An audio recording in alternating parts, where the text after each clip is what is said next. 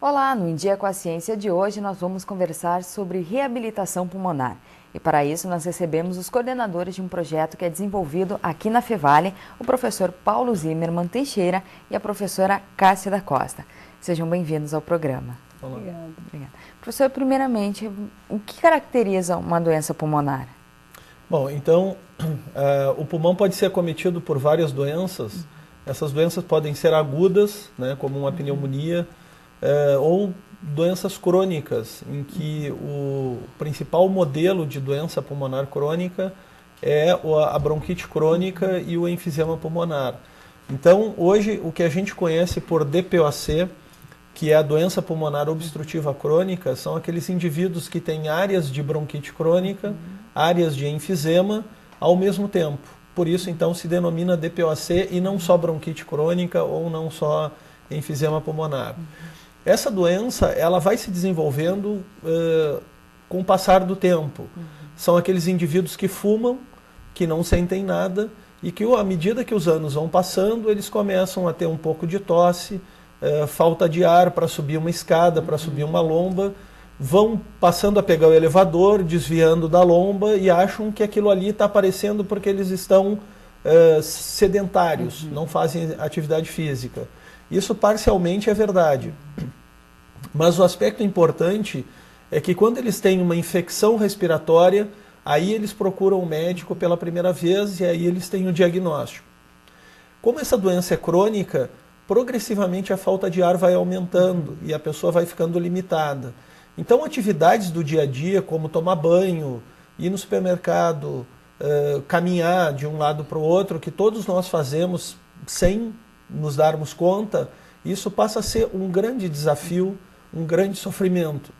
E o aspecto fundamental, então, é ter tosse, ter falta de ar e ficando limitado para as atividades do dia a dia. Esse é um aspecto fundamental que a maioria das doenças pulmonares crônicas determinam. Falta de ar, cansaço, o que a gente conhece tecnicamente por um termo chamado dispneia.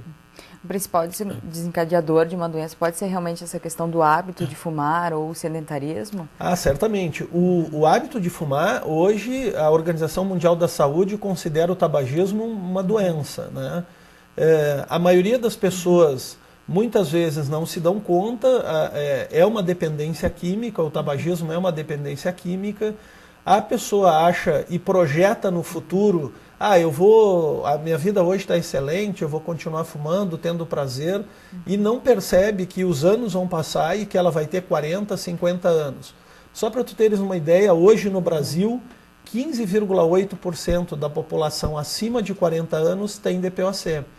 Isso foi um estudo feito e coordenado por uma pesquisadora da Universidade Federal de Pelotas, que avaliou a prevalência dessa doença na América Latina de uma maneira geral, e nós temos esse grau de acometimento. Muitos não sabem que tem a doença, eles continuam justificando a sua falta de ar e o seu cansaço a não fazer atividade física. E aí a gente estabelece um ciclo vicioso, que é, o indivíduo tem falta de ar, fica cada vez mais parado, consequentemente, ele, quando vai tentar se movimentar, ele cansa mais, fica com ansiedade, fica deprimido, a qualidade de vida dele fica extremamente comprometido. E esse é o grande problema de quem tem doença pulmonar crônica. A medicação isoladamente não dá conta de fazer esses indivíduos melhorarem, para retomar a sua qualidade de vida, para melhorar a sua qualidade de vida. E como é que se dá essa reabilitação pulmonar? Como é que se pode inverter esse quadro? Bom, aí o que esse projeto faz é exatamente reunir profissionais como os fisioterapeutas, educadores físicos, psicólogos, nutricionista, médico. Então todos esses profissionais se reúnem para prestar um atendimento e para buscar melhorar a qualidade de vida desses indivíduos. Professora Cássia, qual é o processo do projeto aqui? Como é que ele funciona? Então, os pacientes vêm normalmente, né, como o professor Paulo falou, da parceria com a prefeitura, então eles vêm oriundos dos postos de saúde aqui da cidade de Novo Hamburgo, com encaminhamento para o projeto de reabilitação. eles são avaliados pelo Paulo, que faz a espirometria, que é um teste onde a gente vai comprovar realmente o diagnóstico da doença. E aí, então, eles vão passando por uma fase de avaliação com todos esses profissionais. Então, eles fazem avaliação com a nutrição, com o pessoal da educação física, com a psicologia. Eles fazem coleta de sangue no laboratório da biomedicina.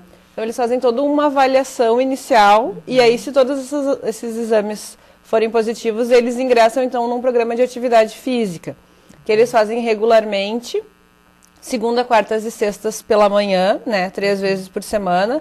E junto com essas atividades físicas, uma vez por semana, então, eles têm atividades educacionais, onde cada um desses profissionais envolvidos no projeto falam com eles sobre a doença, as abordagens, então, da farmácia em relação à medicação, da educação física em relação à importância da atividade física, a nutrição em relação à alimentação deles. Então, cada profissional faz uma intervenção semanalmente, né, para eles entenderem um pouco mais a doença, porque ela é uma doença pulmonar, mas ela vai trazer outras complicações sistêmicas também, então por isso que é bem importante esse grupo de profissionais envolvidos, né, na reabilitação desses pacientes.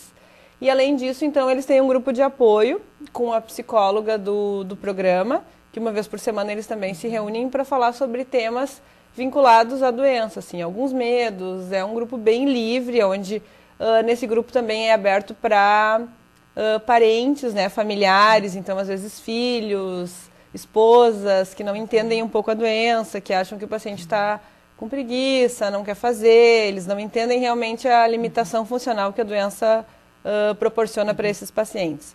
Então é um grupo uma vez por semana. O projeto acontece então durante 3 meses, né? Eles fazem essa rotina, segunda, quarta e sexta de manhã, atividade física e as palestras e o pessoal da psicologia.